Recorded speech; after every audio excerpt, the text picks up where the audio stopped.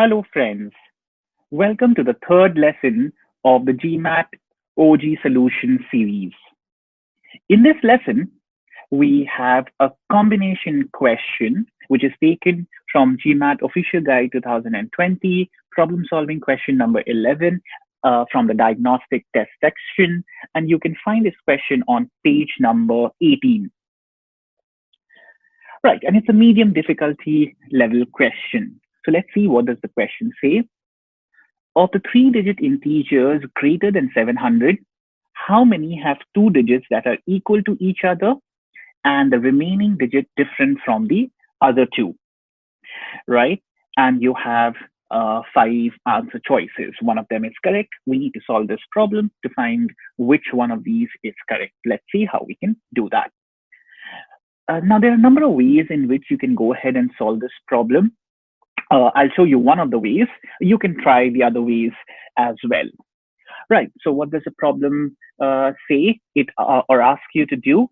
It says that of the three-digit integers which are greater than 700, how many of these have two digits that are equal to each other and the remaining digit is different from the other two? Now, the three-digit integers can have the following three distinct patterns. So you can have all three digits in the integer as different. So for example, 237. So here the first digit is 2, the second digit is 3, and the third digit is 7. All three digits are different. You can have two digits same and the third as different. So for example, you can have 818. So here, 8, which is in the hundreds place, and 8, which is in the ones place, are same, and you have 1 in the tens place. So 818 is an example of the second category. Or you can also have a third category where all three digits are the same. For example, 666 or 777 or 888. Right. Now, so what do we need to find out? So we need to find out how many of these three digits integers which are greater than 700 fall in the second category, where two digits are same and the third is different. Now, of course, the total number of digits will be equal to all these three categories, sum of all these three categories. So the total is equal to A plus B plus C. And we need to find out, as I said earlier, the number of integers for which two digits are same and the third is different. That is the second category. So B can be found out if we find the total number of three-digit integers which are greater than 700, and then we subtract from this value the number of digits, so the number of integers which have all three digits as different, and the number of integers where all three digits are same, and we will get the second category where two digits are same and the third is different. So how many three-digit integers are there which are greater than 700? Let's find that out first. So the number of three-digit integers greater than 700, you can simply find that out by subtracting 700 from 999, because 999 is the highest three-digit integer. Above that, you will have four-digit integer.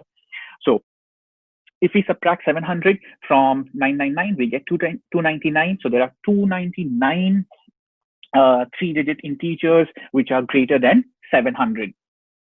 Okay.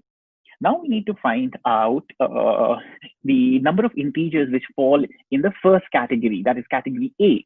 That is number of integers greater than 700 for which two digits are same and the third digit is different.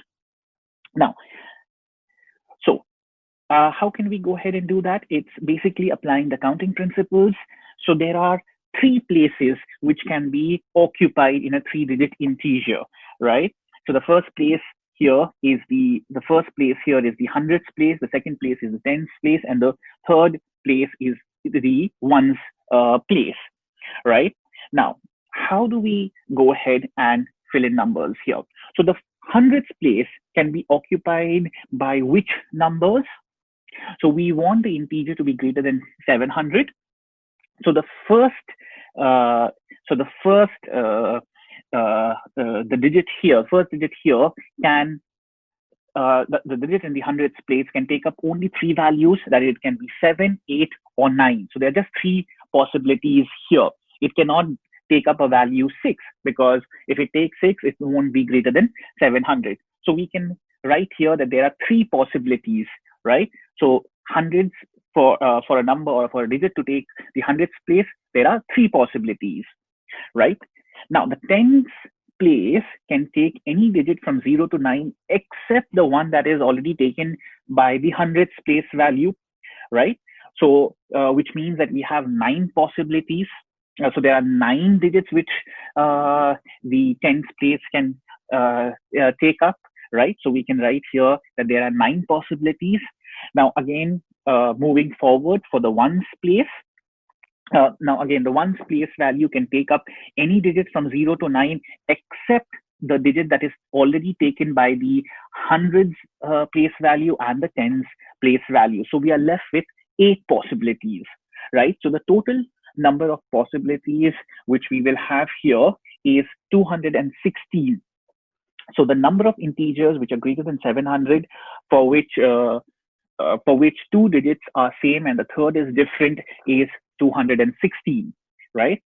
And for category C, where the number of integers which are greater than 700 having all three digits same, so you have 777, you have 888, and you have 999. So there are just three integers greater than 700 having all three digits same, right?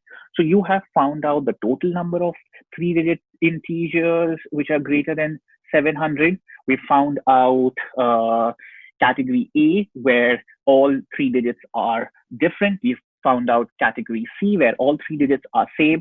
And using this information, we can go ahead and solve for category B, right? So B is equal to 299, which is the total number of three-digit integers greater than 700, minus 216, which is the number of integers for which all three digits are different. And you also need to subtract the number of digits which have all three digits, or number of integers which have all three digits as same. So this will give you a value of 299 minus 216 minus 3, which gives you 80. So there are 80 such integers which are greater than 700, in which two digits are same and the third digit is different, right? So this is what the problem had asked you to find out. So the answer to this question will be 80, and we now just need to go ahead and see which one of the answer choices is 80, and we see that answer choice C is 80, right? So that should be the correct answer. Okay, we come to the end of this lesson. So this lesson is brought to you by EduAims. And if you have any suggestion, any comments on this particular lesson, you can get in touch with us on the information which is given on your screen. And if you have any other problems which you'd like us to solve in our series, please write to us on info@eduaims.in, or you can even call us on the numbers which are given on your screen. We look forward to seeing you in the next lesson. Thank you.